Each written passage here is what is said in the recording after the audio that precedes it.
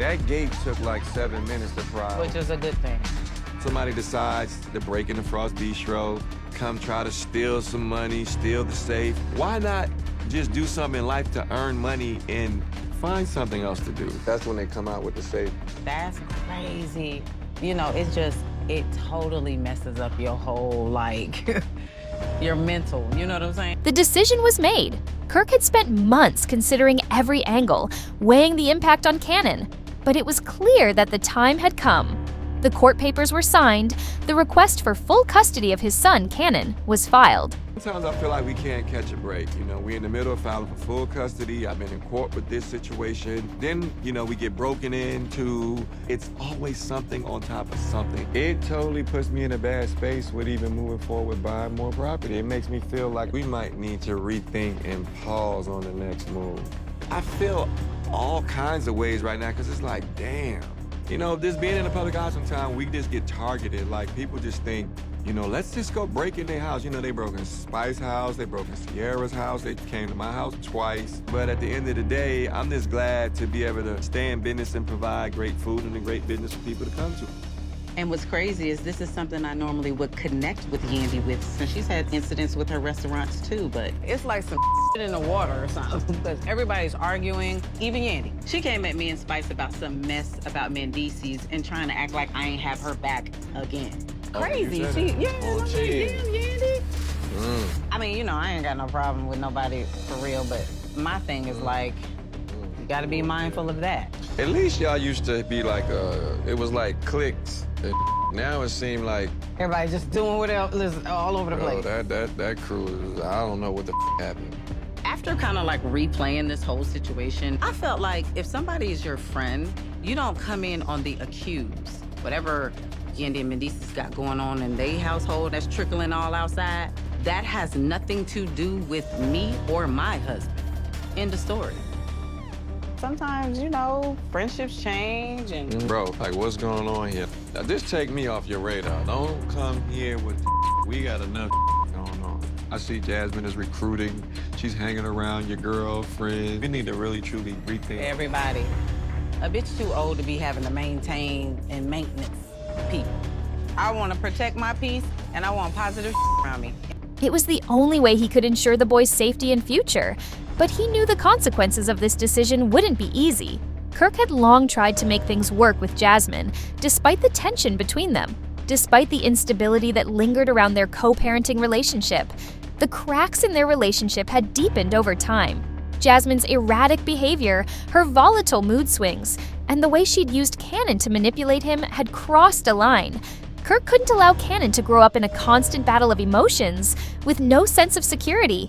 He had to fight for his son, even if that meant confronting Jasmine in a way he never imagined.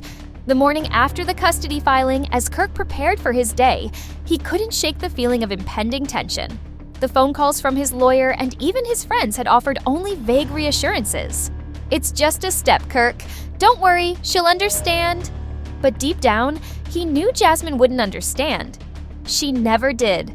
The hours passed, and Kirk tried to focus on work. But his mind was preoccupied with thoughts of Kannon. He hadn't seen his son in days. Jasmine was keeping him from Kirk, something that had become routine, a tactic to control the situation. But Kirk wasn't going to back down anymore. It was just past dusk when the first knock came at the door. At first, Kirk hesitated. He didn't want to open it. He didn't want to face her anger, but he knew, deep inside, that it was inevitable. He took a deep breath, walked to the door, and peeked through the peephole. Jasmine stood on the other side. Her face was flushed, her eyes wide with fury. There was no mistaking the look in her eyes.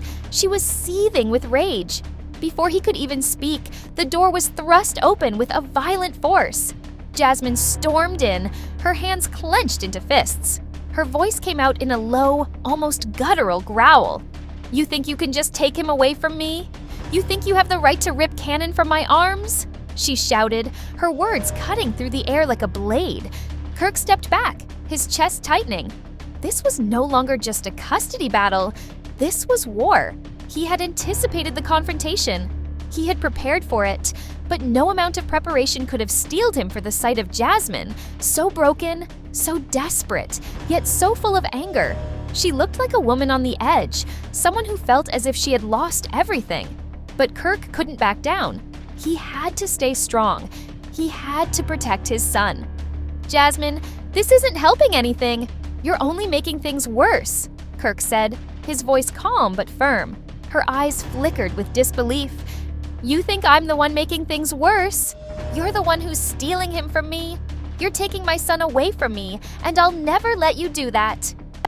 And Kirk now trying to get full custody of Kannon. Things have been going crazy for me. I really need support from my mom right now, so I asked her to tag along with me so that I can fill her in on what's going on with me and Kirk. Mommy, hey, babe. I also asked Rod to meet with me as well. As a lot of you might remember, Rod was my longtime partner and the man that helped me raise Kannon.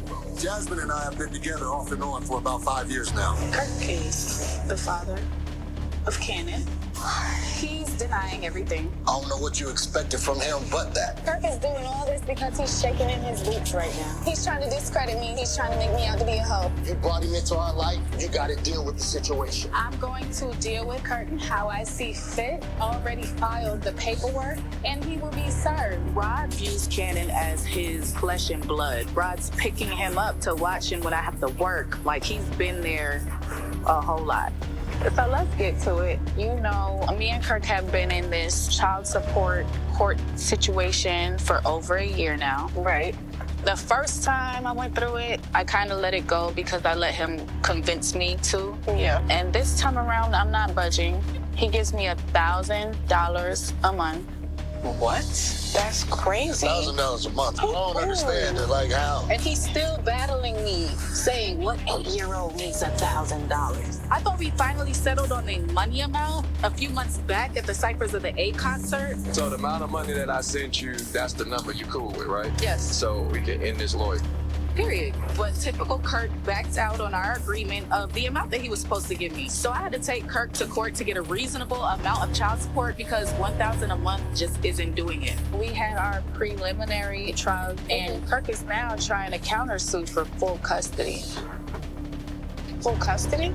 Stop it. I can count on my hand in the last year how many times he's seen Kannon. I don't know where the delusion lies because he really thinks that he goes above and beyond. You just started getting Kannon that one weekend a month. Cannon's with me 10 times more than he's ever. Right. Exactly. This delusion is just going above and beyond. Cannon calls that man Yaya. He don't even call him dad. Daddy. He calls me dad because he wants so bad to identify with a father figure. Yeah. And it's not making sense to him because I don't even see you, man. So, like, custody is nuts. The fact that Kirk is going for full custody is up to me. Kannon doesn't even know how he fits into your family, into your life as it is. In my heart, I feel like it's just another tactic that he's pulling Most definitely. to get away from paying me whatever he's supposed to pay me, or maybe he's trying to scare me into settling. But that man does not want full custody because he was offered 2 weekends a month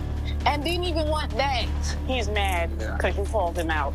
Kirk is doing this because he's mad and he doesn't want to pay child support. But now he's not the only one that's mad. Now I'm mad. What he's doing by countersuing me for full custody is up. If he thought I was calling him names before, oh, you just wait, baby. I just feel like I'm at my wit's end. There better be some kind of Listen, civilized I solution. tried. I done chased Rashida around at one point.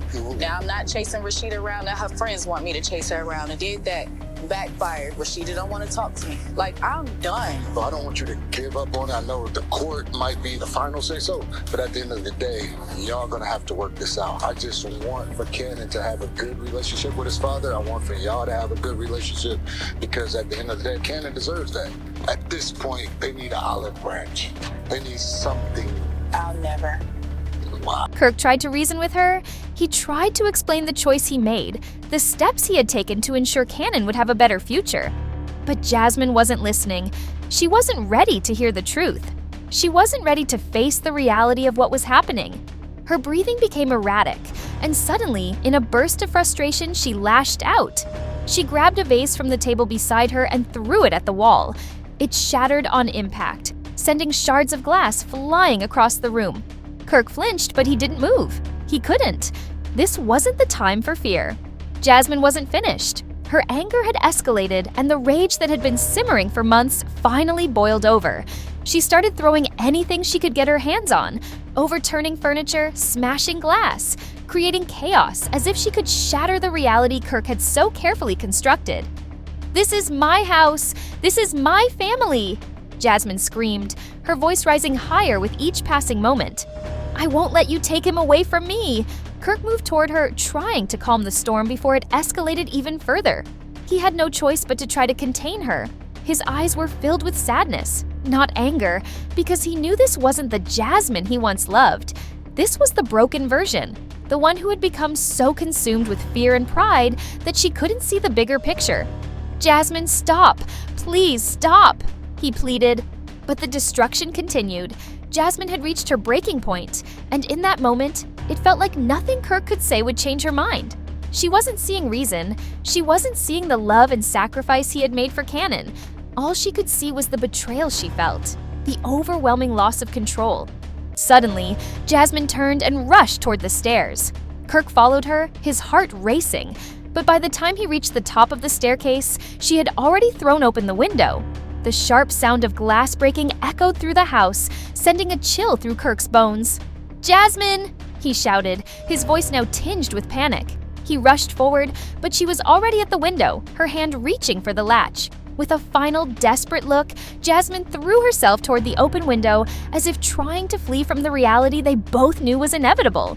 She was running, not just from the custody battle, but from the pain of their broken relationship.